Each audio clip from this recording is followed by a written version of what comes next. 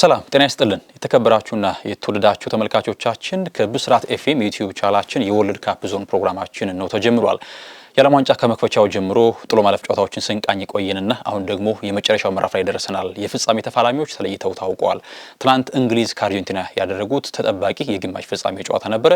እሱን ጨዋታ በተመለከተ ሀሳቦችን እያነሳን ቆይታ እናደርጋለን። የፕሮግራሙ አዘጋጅና አቅራቢዎች አዲስ መሐመድና ተፈራ ታመነ ከመላው የስቱዲዮ ባለሙያዎች ጋር የጋራ ጊዜን ማሳለፍ ነው የሚሆነው። አዲስ እንዴት ቆይተሻል? እንዴት ቆየህ ተፌ? ሰላም ነው። የዓለም ዋንጫ አሁን ሁሉም ነገር ተጠናቆ የትኛው ቡድን ዋንጫውን ከፍ ያደርጋል የሚለው ጥያቄ የሚመለስበት ሰዓት ላይ ደርሰናል። እሁድ ደግሞ ለነዚህ ሁሉ ጥያቄዎች ምላሽ ይሰጣል። ትናንት ግን እጅግ ተጠባቂው ጨዋታ እንዲያውም ፈረንሳይ ከስፔን ከነበረው ጨዋታ በተለየ እያንዳንዱ ደቂቃ ዋጋ የነበራቸው ጨዋታዎች ነው ትናንት የተመለከትነው በእንቅስቃሴ ረገድና አርጀንቲና ከእንግሊዝ ተጠባቂ ትናንትም ስናነሳው ነበር። የፎክላንድ ደሴት ደግሞ ያቁርሾና የባላንጣነት የሚፈጥረው ደግሞ የራሱ ግለት አለና ትናንትም በሜዳ ላይ ይሄንን ስንመለከት ነበረ። ትናንት እንግዲህ ሁለቱ ቡድኖች ጨዋታቸውን ከውነዋል። ጨዋታው እንዴት ነበረ? በምን አይነት ስሜት ተከታተልሽው ጨዋታውን? እሱን ሀሳብ እናንሳና ዝርዝር ደግሞ እግር ኳሳዊ ጉዳዮችን እናነሳለን። አዎ ትናንት እንዳልከው እኛም በሰራነው ወርልድ ካፕ ዞን ፕሮግራማችን ላይ እጅግ የሚጠብቅ ጨዋታ እንደነበረ ከእግር ኳሳዊ ስሜት ባሻገር ደግሞ የፖለቲካዊ ባላንጣነታቸውን ተመልክተነው ነበረ። ሜዳ ውስጥም እንግዲህ የሚገርም አይነት ጨዋታ ነው የተመለከትነው። እስከ 85ኛው ደቂቃ ድረስ በሚገርም ደረጃ ስትመራ ነበር የቆየችው አይደል? እንግሊዝ ለ85 ያህል ደቂቃ መርታለች። ግን ጥብቅ የሆነ መከላከሏ ወይም ደግሞ የተጫዋች ቅያሬው ልክ ያለ መሆን ጉዳይ የተስተዋለበት ነውና በዛ ደግሞ ዋጋ ከፍላለች። 2-1 በሆነ በሚገርም ካምባክ አርጀንቲና አሸንፋለች። አርጀንቲና ያው ሳትጠበቅ እንደዚህ ማድረግ የትናንትና የታየ ጉዳይ ብቻ አይደለም። ከዛ በፊትም በነበሩ ጌሞች ላይ በደንብ ተመልክተናል። ነገር ግን አብዛኞች ግምታቸው አድልቶ የነበረው ወደ እንግሊዝ ነበረ ከነበራት የመጣችበት መንገድ አንጻር እንዲሁም ደግሞ የመጨረሻ ደቂቃ ጎሎች ማስቆጠር የአርጀንቲናም ልክ እንደዛ ቢሆንም ነገር ግን አብዛኞች ግምታቸውን ለእንግሊዝ ሰጥተው ነበረ። ያንን ደግሞ ግምት ልክ የሚመስል የሚያደርግ ደግሞ ጎል አስቆጠረች። ረጅም ያህል ደቂቃ 5 ያህል ደቂቃ መደበኛ ሰዓት ሊጠናቀቅ ሲል ድረስ መምራት ቻለች። ነገር ግን 85ኛው ደቂቃ ላይ የሜሲ ግሩም አሲስት እንዲሁም ደግሞ የኤንዞ ፈርናንዴዝ ድንቅ ጎል ከዚያም ደግሞ 93ኛው ደቂቃ ላይ የዳኛው ፊሽካ ሲጠበቅ ተቀይሮ የገባው ላውታሮ ማርቲኔዝ ባስቆጠራት ግብ 2-1 አሸንፈው ስፔን ተሸኝታለች። አሁን ለደረጃ ነው የምትጫወተው። አርጀንቲና ግን ያው የፍጻሜ ተፋላሚ ሆናለች። ይህንን ካልተሳሳትኩ ለ8ኛ ጊዜ ለፍጻሜ የደረሰች ሀገር ሆናለች። በአጠቃላይ በዓለም ዋንጫ ተሳትፏ አሁን ደግሞ የቀጣዩ ሻምፒዮንም ለመባል እስካሁንም ደግሞ ሻምፒዮን እየተባለች ነው ብለናል። አንድ ጨዋታ ብቻ ከፊቷ ይጠብቃታል፣ እሷም ስፔን ናት። ይህ ጨዋታ ደግሞ ከትናንቱም ጨዋታ እጅግ ተጠባቂና አጓጊ እንደሚሆን አስባለሁ። ግልጽ ነው። በጣም ተጠባቂ ጨዋታ ነበረ። ፈረንሳይና ስፔን ያከናወኑት ጨዋታ ምክንያቱ እግር ኳሳዊ ብቻ ነው አይደለ? በሜዳ ላይ ባላቸው ጥራት የተኛ ያሸንፍ ይሆን የሚል ሀሳብ ተነሳ። የእግር ኳስ ቤተሰቦች የሚጠብቁት እግር ኳሳዊ በሆነ ምክንያት ብቻ ነበረ። አርጀንቲናና ግን እንግሊዝ የከወኑት ጨዋታ ከእግር ኳስም በዘለለ ደረጃው የላቀ ነው። የሚሰጡት ግምት በተለይ ለአርጀንቲናውያን ስሜቱ በጣም የጋለ ነው። እንደምናስታውሰው የ82ቱ የፎክላንድ ደሴት ጦርነት ምክንያት ከዚያ ከ4 ዓመት በኋላ ሜክሲኮ ላይ በነበረው የዓለም ዋንጫ ላይ በዚያ መንገድ ተፋልመው ማሸነፋቸውን እንደ ትልቅ ገድል ነበር የሚያዩት። ኤልዲጎንም በከፍታ የሚያስቀምጡት አርጀንቲናውያን ለዚያ ነበረ። ምክንያቱም ደማችንን ያበሰ እንባችንን እንግዲህ መልሶ እንድንስቅ ያደረገን እርሱ ነው እያሉ ይዘምሩለት ነበርና ትናንትም ከተመለከትን ካስተዋልሽ እንዲያው በመጀመሪያው አጋማሽ እኮ ከግብ ዕድሎች ይልቅ ፋውሎች የበዙበት ጨዋታ ነበረ። የዳኛው ፊሽካ አይደለ የበዛበት በጣም የጨዋታ መቆራረጥ ነበረ። በጥሞና የኳስን ኢንቴንሲቲ የተመለከትንበት አልነበረም። ገና ከ3ኛው ደቂቃ ጀምሮ ነበር ይሄ ጉሽሚያና ሽኩቻው የጀመረው። እንደተመለከተን ኤሊት አንደርሰን ላይ ጥፋት ተሰራ በክርን እንዲያውም እንግዲህ ኤንዞ መቶታል የሚል ተቃውሞ ሲያቀርብ በጁዲ ቤሊንግሃም ከዳኛው ፊሽካ ከተሰማ ከ3 ደቂቃ ጀምሮ እያንዳንዷ የጨዋታ ሂደት በእያንዳንዱ የኳስ ፍሰት ውስጥ ጉሽሚያዎች፣ ትግል፣ ፍትጊያ የነበረው ጨዋታ ነበረ። በተለይ ደግሞ የመጀመሪያው አጋማሽ የውሃ ረፍት እስኪወጡ ድረስ ምንም አይነት የጎል ሙከራም አልነበረም። እግር ኳሳዊ እንቅስቃሴው ማራኪ አልነበረም። በተቃራኒው ግን በእያንዳንዱ የሰከንድ ቆይታ ላይ የዳኛው ፊሽካ ይሰማ ነበረ። ያ ደግሞ ጥፋት እየተሰራ ማለት ነው። እንደተመለከተነው የበለጠ ኢሞሽናል የበለጠ ኤነርጂቲክ የነበሩት አርጀንቲናውያን ነበሩ አይደለ? እንግሊዝ ትኩረታቸውን ከኳስ ጋር ብቻ ነበር ያደረጉት። ነገር ግን ከኳስ ውጭም አርጀንቲናውያን ፕሮቮክ የማድረግ ነርቨስ የማድረግ የእንግሊዝ ተጫዋቾችን ከዚያም ባለፈ በእያንዳንዱ የጋራ ኳስ ላይ ጀብደኝነታቸውን ለማሳየት ይሞክሩ ነበር አርጀንቲናውያን። ያ ደግሞ ምን ይሰጣል? ለአርጀንቲናውያን የበለጠ ኮንፊደንስን፣ በተቃራኒው ደግሞ የእንግሊዝን ተጫዋቾች ፍራስትሬሽን ውስጥ ይከታል እንደዚህ አይነት አጋጣሚዎች ብዙ ጊዜና በመጀመሪያው አጋማሽ የበለጠውን ሁኔታ በዚያ መንገድ ነበር የተመለከተነው። ውስን እድሎች ናቸው የተፈጠሩት። ኤንዞ ፈርናንዴዝ ከርቀት አክሮ ወደ ጎል የሞከረው አጋጣሚ፣ ኢሊት አንደርሰን ጥፋት ከሰራ በኋላ ሜሲ ላይ ካርድ ከተመለከተ በኋላ ያችን እንቅስቃሴ ተመልክተናል እንጂ የረባ በእንግሊዝም በአርጀንቲናም በኩል የጎል እድል ሲፈጠር አልተመለከትንም። የበለጠ ኤነርጄቲክ መሆን፣ የበለጠ ግለት ውስጥ የበለጠ ኢሞሽናል ሆኖ መጫወትን ነበረ የተመለከትነው። ያ ደግሞ ብዙዎች ይጠብቁታል ብዬ አስባለሁ። አንዳንድ ጊዜ የእግር ኳስ ተመልካች ጎል እንኳን ባይታጀብ ጨዋታው ይሄ ፍትጊያው ካለ፣ ይሄ ስሜቱ ካለ፣ ግጭቱ ካለ፣ አግሬሽኑ ካለ ይበለጠ ቀልብሽን ይገዛዋል እና በመጀመሪያው አጋማሽ ያን ነበር የተመለከትነው። ብዙ ነገሮች የተቀየሩት፣ ጎሎችም ያሉት፣ የጨዋታው ውሳኔ የጨዋታውን ውጤት የወሰነ እንቅስቃሴ የነበረው ሰከንድ ሃፍ ላይ ነበረ። እንግዲህ 55ኛው ደቂቃ ላይ በዚህ ዓለም ዋንጫ ላይ በቶማስ ቶል ለመጀመሪያ ጊዜ ቋሚ አሳልፍ ውስጥ የገባው እንደዚህ ሞርጋን ሮጀርስ በጣም በጥሩ መንገድ ያሻገረውን ኳስ ከኋላ ተነስቶ እንግዲህ ከሱ ቀድሞ የነበረው ሞሊና ነበር እኮ አይደለ? ነገር ግን ከሱ ቀድሞ ነው አፈትልኮ እንግዲህ ጎርደን ጎሉን ማስቆጠር የቻለው። ያ ጎል ሲቆጠር በተወሰነ መንገድ ኢንዲቪዥዋል ጥፋት በሞሊና በኩል ተመልክተናል ብዬ አስባለሁኝ። በጣም በጥሩ ሰዓት ነበረ ጎል ማስቆጠር የቻሉት። ከዚያ የእንግሊዝ እሳቤ ይበልጥ ቶማስ ቱኸል እርሳቸው በጣም በታክቲክ የሚታሙ ሰው አይደሉም። በእያንዳንዷ ደቂቃ ላይ ለታክቲክ በጣም ቅርብ የሆኑ ሰው ናቸው። ላመኑበት ነገር በጣም እስከ ጥግ ይጓዛሉ። እንዲያውም እኮ በመጀመሪያው አጋማሽ ተደጋጋሚ ጥፋቶች ሲሰሩ አራተኛ ዳኛውን ሁሉ ቅሬታ ሲያቀርቡ ነበር አይደለ? እንዴት ነው ጥፋት የተሰራ ፊሽካዎች አይነፉም ነበር ለምን የሚል ጥያቄ ያቀርቡ ነበረ። ወዲያውኑ የበለጠ ስለ ንቦናቸው ወደ መከላከል አደላ እንግሊዞች። ምክንያቱም ጎል አስቆጥሯል፣ አድቫንቴጁን በእጃቸው ይዘዋል። በአንጻሩ ልክ ጎሏ ከተቆጠረች በኋላ የአርጀንቲና ተጫዋቾች ምንድነው ያደረጉት? ጉሽሚያውን ትግሉን ትተው ወደ ቀልባቸው ተመልሰው እግር ኳሳዊ ነገሮችን ወደ ማሰብ። ምክንያቱም አንድ የሚመራ ቡድን ሜዳ ላይ ውጥንቅጥ ከበዛ ለሚመራው ቡድን አስቸጋሪ ነው የሚሆነው። ምክንያቱም ደቂቃዎች እየተጓዙ ይመጡና ጎል ሲያስቆጥር ጨዋታው ይጠናቀቃል። ስለዚህ ምን ማድረግ አለባቸው? ጥሞናን መረጡ አርጀንቲናውያን።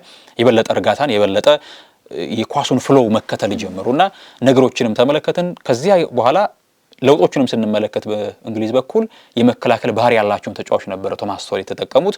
በአንጻሩ ደግሞ ደቂቃ በገፋ ቁጥር አርጀንቲናዎች የማጥቃት ባህሪ ያላቸውን ተጫዋቾች መጠቀም ቻሉ።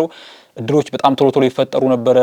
ለመጥቀስ ያክል የሁለተኛው አጋማሽ ሃይድሬሽን ብሬክ ከመውጣታቸው በፊት በጥሩ መንገድ በተለይ ለኒኮ ጎንዛሌዝ ሜሲ ያሻገረው ኳስና በግንባሩ ሞክሮ ፒክፎርድ በጣም አስደናቂ ሴቭ ያደረገበት አጋጣሚ ይነሳል። አሌክሲስ ማካሊስተር የሞከረው አጋጣሚ በጣም ብዙ እድሎችን መፍጠር ቻሉ አርጀንቲናውያን። ነገር ግን ኳስን ከመረብ ጋር የሚያስታርቅ ሰው ጠፍቶ ነበረ። እናም ደቂቃ በገፋ ቁጥር ገሚሱ ተመልካች ምናልባት ተመልክተናል ከግብጽ ጋር በነበረው ጨዋታ ከስዊዘርላንድ ጋር የመጨረሻ ደቂቃ ጎል የማስቆጠር ጥራታቸውን እየተመለከተ አሁንም አርጀንቲና ጎል ለማስቆጠር ይሄን ጫና ገፍታ ከቀጠለች ጎል ታስቆጥራለች የሚል ግምቶች በረከቱ። በአንጻሩ ደግሞ እንግሊዞች በታክቲክም ቶማስ ቱኸል የታወቁ ሰው ናቸውና በታክቲካዊ ንድፈ ሐሳብ ጨዋታውን አሸንፈው 3 ዋናብስት ይወጣሉ የሚል ግምትም ነበረ። ነገር ግን የኋላ መግቢያችን ላይ እንዳነሳሽው አዲስ በጣም በጥሩ መልኩ ኤንዞ ፈርናንዴዝ ይገርመኛል። እኔ ከክለብ ላይ ያለው ፈርናንዴዝ እና ናሽናል ቲም ላይ በጣም ፍጹም ለየቅል ነው። በጣም ለአርጀንቲና ናሽናል ቲም ሲጫወት ያለውን ነገር ሁሉ የሚሰጥ ከዚያም ከኳስ ጋርም በጣም በምቾት የሚጫወት ተጫዋቹን አስተውለዋለሁኝና ትላንትም በጣም በጥሩ መንገድ ነበር። ሜሲ ግልጽ ኳስ ነው ማቀበል የቻለው፣ ግን የሚቆጠር አሲስት ሜሲ ነው አሲስት ማድረግ የቻለው ኳሱን ያቀበለው እሱ ስለነበረ እግሩ ላይም እኮ የነበረው መረጋጋት ሜሲ አሲስት ሲያደርግለት እንዴት ኳሱን ጊዜ ነበረው። በደንብ ኳሱን በረጋ መንፈስ ነው ወደ ግብነት የቀየረው። ካስቆጠረም በኋላ የገለጸው የደስታ ስሜት ጨዋታው ሲጠናቀቅ በእንባ ነበር አይደል ሲራጩ የነበረውና ይሄ እንዳልከው ከክለብ ውጪ ሀገሩ ላይ ያደረገ ያለው ነገር ትክክለኛ ስሜቱንም ሴሌብሬት ሲያደርግ የምታየውን ስሜትም ምን ያህል ዋጋ እንደሚከፍሉ የሚታይበት ነው። እንዳልከው ግን ፈርስት ሃፉ በጣም ለተመልካች አሰልቺ የሚባል ያን ያህል የጠበቅነውን ያህል ያላገኘንበት ነበረ። ነገር ግን የሁለተኛ አጋማሽ በተለይም በአርጀንቲና በኩል የነበረው ቅያሬ የነ ጎንዛሌዝ እንዲሁም ደግሞ ዲ ፓውል በሚገርም መልኩ ጨዋታውን ሊቀይረው ችሏል። በደንብ ግልጽ ነው ጊዜ ነበረው በደንብ ያቻነቷን ጓል ሲያስቆጥር። ምክንያቱም ይሄ ፓርክ ዘባስ የሚለውን አይነት ነው አይደል? በጣም በገፋ ቁጥር ሁሉም ተጫዋቾች ወደ ኋላ ፈግፍገው የራሳቸው ሳጥን ውስጥ እንዲከላከሉ ያደርጓቸው ቶማስ ቱኸል። እናም ጎሉ ሲቆጠር በጣም ለሳጥን ቅርብ ነው። ነገር ግን ጁድ ቤሊንጋም ብቻ ነበር ተንደርድሮ ያን ኳስ ለማጨናገፍ የሞከረው። ልክ ጎሉ ሲቆጠርም ተመልክተናል አይደል? እንግዲህ ተደፍቶ ነው እዛው ሀዘኑን የገለጸው ጁድ ቤሊንጋምና ፒክፎርድም በተመሳሳይ መልኩ መሬት ሲደበድብ፣ ምክንያቱም በጣም እየታገለ ነበር። ፒክፎርድ ድሎችን ሲያመክንባቸው ነበረ። በጣም ለጎል የቀረቡ ድሎችን የማይታመኑ ሴቮችን ነበር ያደረገ የነበረው ልክ በኤቨርተን ፕሪሚየር ሊግ ላይ እንደምንመለከተውና ልክ ያጎል ሲቆጠር መልኩ ሌላ ነበረ። የተመልካቹም ሜዳ ውስጥ የነበረውም ስሜት ድሉ ወደ አርጀንቲና እንደሚያደላ ነው ያሰበው። አንደኛ አርጀንቲና ደጋግማ አድርገዋለች ከኋላ ተነስታ እንዲያውም ከ15ኛው ደቂቃ በኋላ በጣም በርካታ ጎል ወደ 9 11 የሚደርሱ ጎሎችን አስቆጥራለች አርጀንቲና እና ይሄ በጣም አስደናቂ ቁጥር ነው። እናም ልክ ያቻነቱ ጎል ሲቆጠር የብዙዎች ሀሳብ አርጀንቲና ደጋግማ በግብጽም ጨዋታ ስዊዘርላንድ ላይም መጨረሻ ደቂቃዎች ላይ ያላትን ብልጫ ስላስመለከተች ብዙዎች ያንን ገመቱ። የገመቱትን የሆነው ልክ ጎሉ ከተቆጠረ በኋላ እንግሊዞች የበለጠ ከመረጋጋት ይልቅ ነርቨስ የመሆን በጣም የመጨነቅ ነገሮችን በተረጋጋ ስሜት ያለመከወን ባህሪ የተመለከትንባቸው፣ በተቃራኒው ደግሞ አርጀንቲናውያን በራስ መተማመናቸው በጣም በራስ መተማመናቸው ጎልቶ ተመለከትን። ከተመለከትሽ የአርጀንቲና ደጋፊዎችም በጣም ዝማሪያቸው ይደንቅ ነበረ። ምክንያቱም ደጋግሞ አድርገውታል። ይሄ ምን ጊዜ የሚናገራል እኮ አለ ስካሎኒ የኛ ጊቭ አፕ አለማድረጋችን ነው ትልቁ ነገር፣ እስከ መጨረሻው ድረስ እንታገላለን።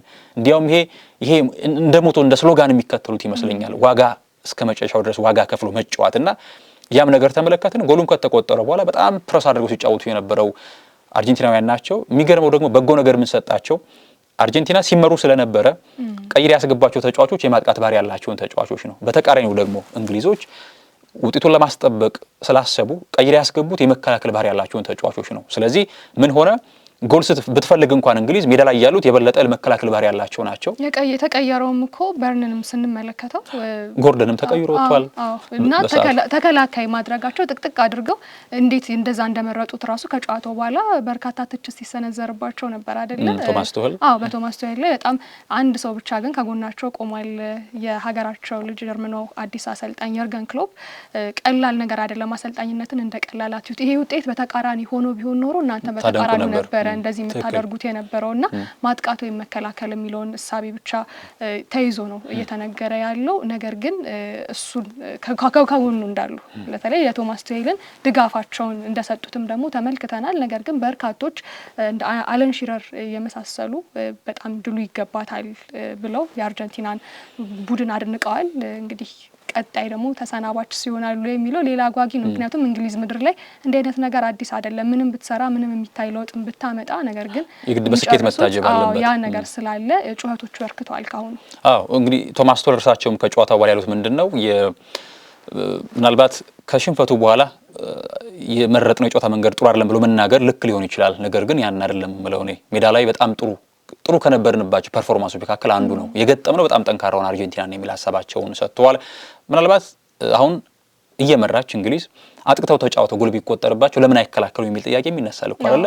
ስለዚህ በእግር ኳስ ባህሪ እንግዲህ በአንድ ዘመናዊ እግር ኳስ ላይ የሚመራ ቡድን ሁለት አማራጮች አሉት። አንደኛ ተከላክሎ በመከላከል መዋቅር ውጤት ይዞ ማስጠበቅ፣ ሁለተኛው ደግሞ አማራጭ የበለጠ ኳስን እግሩ ላይ በማቆየት ኳስ ፕሮሰስ አድርጎ ጨዋታውን መግደል። ለዚህ ደግሞ የሚበጁ ተጫዋቾች አሉ ብለሽ መጠየቅ አለብሽ። ስፔን ይሄን ማድረግ ትችላለች። እየመራች ኳስ በእግሯ ይዛ ተቃራኒ ቡድን ድል እንዳይፈጥር ማድረግ ትችላለች። እንግሊዝ ግን የተቃኘበት የራሱ የቡድን ውህደት ይሄን ነገር ይፈቅዳል ወይ ጥያቄ ይፈጥርብኛል። እንግዲህ ሁለተኛውም ጎል እንዳልሽው ተጨማሪ ደቂቃ ላይ የተቆጠረ ጎል ነው። ላውታሮ ማርቲኔዝ ተቀይሮ ገብቶ ነው። የሜሲ እንግዲህ ተፈጥሯዊ ባልሆነ እግሩ ነው አሻግሮ ያቀበለው፣ በቀኝ እግሩ ያሻገረው። ከዛች ግን ጎል በፊት ማካሊስተር እንግዲህ ከርቀት አክሮ ይላከው ጎል ኳስ ነበር አለ አግዳሚውን ገጭቶ የተመለሰው እና በጣም አስደናቂ ድል ነበረ። እንዴት ባለ መንገድ አንዳንድ እንግዲህ መውደቆች ምናምን ስለነበሩ የተወሰነ ደቂቃ ሽርፍራፊ ሰከንዶች ደቂቃ ትንሽ ጨምረው ነበር አለ ከተጨመረው ደቂቃ ወደ 110 አካባቢ ተጠቅቶ ነበር። ያም ደግሞ ምንድነው ሽርፍራፊ ሰከንዶች ስለነበሩ ያ ልክ ነው ብዬ አስባለሁ። እና በዳኛው በኩል እኔ በጣም ይሄ ሚዛናዊ በጎ የሚባል የውሳኔ ሂደት ነው የተመለከትኩት ትናንት በነበረው። በዳኛው በኩል አሪፍ ውሳኔ ነው። በነገርክ ላይ የሜሲን ጉዳይ ተፈጥሮ ባለው ነግሩ ስላልክ ነውና ዝላታን አንድ ሀሳብ ሰጥቷል እና እሱን በዚህ መሀል ጣል ብናደርገው ብዬ ስላሰብኩኝ ነው። የ1986ቱን የዓለም ዋንጫ በእግዚአብሔር እጅ ታግዞ ማራዶና ግብ አስቆጠረ። አሁን ደግሞ በሜሲ የእግዚአብሔር ቀኝ እጅ ቀኝ እግር ማሸነፍ ቻሉ። የዛኔ ቀኝ እጅ ነበር፣ አሁን ግን ተፈጥሯዊ ባልሆነ ደግሞ በቀኝ እግሩ የሚል ሀሳብን ሰጥቷል። እንዳልከው ሜሲ ግራ እግር ተጫዋች ነው። ነገር ግን በቀኙ ምን አይነት ታምርን ማሳየት እንደሚችልም ደግሞ ዝላታን ሀሳቡን የገለጸበት መንገድ ደስ ስለሚል ነው። ወደ ዳኛው መመለስ እንችላለን። ዳኛው በእኔ በኩል ትናንትና በጣም ጥንቃቄ የተሞላበት ጨዋታ ከስከዛሬ ዳኝነቶች ብዙ ትችቶች ከነበሩባቸው የትናንቱ የተሻለ ሆኖ አግኝቼዋለሁ። በጣም ጥሩ የሚባል ዳኝነትም ተመልክተናል አይደል? ትናንት ዳኝነቱ እንዲያውም ከተመለከትን እኮ በጣም ይሄ ጥፋቱ እየገዘፈ ካልመጣ ፈቅዶላቸው ነበር እኮ አይደለ? ከባዱ ምንድነው ዳኝነት ላይ ይመስለኛል በተለይ እንደዚህ ውጥረት የተሞላበት ጨዋታ ላይ ካርድ መምዘዝ ከተጀመረ አደጋ ነው። ቀይ ካርድ ይኖራል ማለት ነው። ዳኛው ግን ካየሽው ኤሊት አንደርሰን ጥፋት ሲሰራ ድረስ አልሰጠም ነበር። እርግጥ ነው ከዚህ አስቀድሞ በተለይ የኤሊት አንደርሰን ላይ የተሰራው ጥፋት ቢጫ ካርድ ያስመዘዛል ብዬ አስባለሁ። እኔ በግሌ ኢንዞ ፈርናንዴዝ የተሰራው ጥፋት እንግዲህ በክርኑ ነው አይደል ከኋላ የመታው ጁድ ቤሊንግሃም በምልክት ያሳየው ነበርና ምናልባት ከዛች አጋጣሚ ውጪ በብዙ መንገድ ውሳኔዎቹ ጥሩ እንደነበሩ ተስተውሏል። ምክንያቱም ካርድ መምዘዝ ከተጀመረ ለቀጣዩ ጥፋት ለሚሰራው መምዘዝ አለብሽ ካርድ። ስለዚህ ምንድነው ማድረግ የመረጠው እሱ የገዘፈ ጥፋት ካልሆነ መታቀብን ነው የመረጠው። ከዚያም ባለፈው ደግሞ በንግግር አንዳንዴ እኮ በጣም አግሬሲቭ ነው ሲናገሩትም ነበረ የመሃል ዳኛውን በእንግሊዝም በኩል በአርጀንቲናም በኩል ኮኒ ካርድ የሚያይ ሁላ እየመሰለኝ ነበር። ግን ምን አለ ያንን መቆጠቡ በጣም ልክ ተጫዋች ኢሞሽናል ሲሆኑ እሱ ኢሞሽኑን ቆጥቦ ልክ እንዳንድ ሙያውን ነበረ ሲከተል የነበረውና ጥሩ ዳኝነት እንደነበረ ተመልክተናል። ላውታሮ ማርቲኔዝ እንግዲህ የአሸናፊቷን ጎል ካስቆጠረ በኋላ ገና በልጅነት የጀምሮ ወላጅ አባቴ የእግር ኳስ መጫወቻ ጫማ ሲገዛልኝ እነዚህ አይነት ጎሎችን ለማስቆጠር ነበረ አሳክቼዋለሁኝ ብሏል። በእንባም በጣም ስንመለከተው ነበርና ልክ ከጨዋታው በኋላ በነገራችን ላይ የአርጀንቲና ተጫዋቾች ከደጋፊ ጋር በጋራ ከሜሲ ጋር የማይቻል የለም እያሉ ሲያዜሙ ነበርና በጣም ይገርማል። ይሄ የቡድን ፍቅሩ የቲም ስፕሪት ዋነኛ አንኳር ሰው ሜሲ ነው እና አሁን ምንድነው በእግር ኳስ የተመለከተነው እኔ ምናምን አለውኝ መቼም የሰው ልጆች ምድር ላይ በጣም የተለያየ ጸጋ አላቸው አይደለ? ከዛ ደግሞ ፈጣሪ የሰጣቸውን ጸጋ ይዘው በማቆየት ዓለምን በጸጋቸው ያስገርማሉ። እኔ ሜሲ በጣም በጥቂት ምድር ላይ ካሉ ሰዎች በጣም ጥቂት በጣም ባስደናቂ ተአምር በተሰጣቸው ጸጋ እጅግ የገዘፈ ተግባርን ከፈጸሙት በጣም ውስን ሰዎች መካከል አንዱ ነው ብዬ አስባለሁ። ምክንያቱም በጣም ይደንቃል። በ39 ዓመቱ እንዴት ነው አንድ ሰው የውድድሩ ወሳኙ ሰው የሚሆነው? እንዴት ነው ከቡድኑም አልፎ አሁን ሜሲ እኮ የአርጀንቲና ብቻ አይደለም የውድድሩ የዓለም ዋንጫ አስፈላጊው ወሳኙ ሰው ነውና እንዴት ነው በዚህ እድሜው በገፋበት ሰዓት ላይ በውድድር ተጽዕኖ ፈጣሪ አይን ውስጥ የገባ ተጫዋች መሆን የሚችለውና ይሄ በጣም የሚደንቅና ምን አይነት የተሰጠውን ጸጋ ይዞ ለዓለም እያስመለከተ የሚገኝ እጅግ አስደናቂ ተጫዋች እንደሆነ የተመለከተንበት ውድድር ሆኖ እያለፈ ነው የሚገኘው። አርጀንቲና ከስፔን እጅግ ተጠባቂ ጨዋታ ይሆናል። ሁለቱም ሌላ ደግሞ ባለፈው ፈረንሳይ ከነበራት ደግሞ ጥራት ስፔን የሚገጥማት ሌላ ደግሞ ተቃራኒ ነው።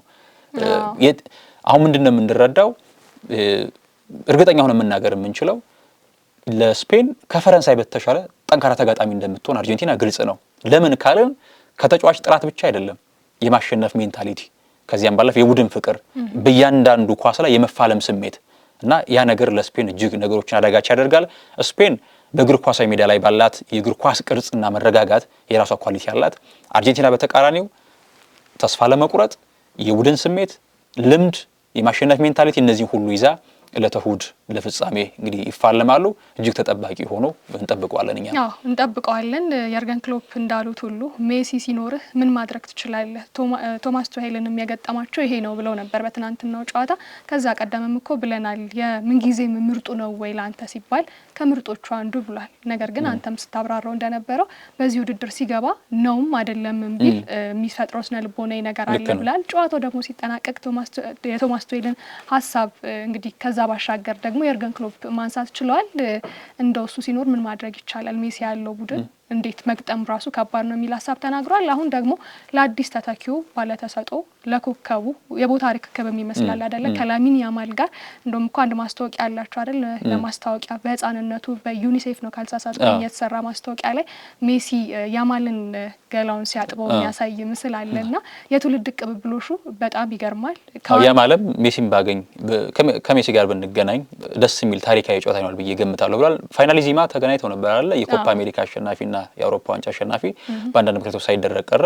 አሁን እንግዲህ በዓለም ዋንጫ በትልቁ መድረክ ዳግም ተገናኝተዋል። ደግሞ ይሄ ሆነ እንዳልከው ነው። ጠንካራ መከላከሏ በጣም በፍጥነት መወሰን የሚችሉ ፈጣን አጥቂዎቿ አርጀንቲናን እንግዲህ እኔ በሁለቱም ገምች የምትለኝ ከሆነ ምናልባት እድሉን ከሰጠኝ በጣም ነው የሚከብደው።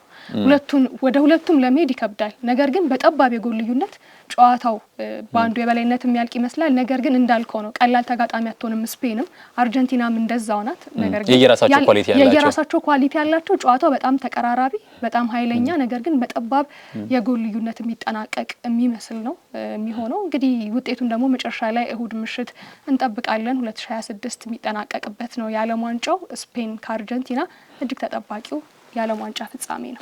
እኛም ሰኞ በሚኖረን የወርልድ ካፕ ዞን ፕሮግራማችን የዓለም ዋንጫ የፍጻሜ ጨዋታውን በተመለከተ ሰፋ ያለ ሀሳቦችን ይዘን ዳግም ከእናንተ ጋር የምንገናኝ ነው የሚሆነው። የዕለቱ ቆይታችን ግን ይህን ይመስል ነበር። አዲስ መሐመድና ተፈራ ታመነ ከመላው የስቱዲዮ ባለሙያዎች ጋር የጋራ ጊዜን አሳልፈናል። መልካም ጊዜን ተመኘን።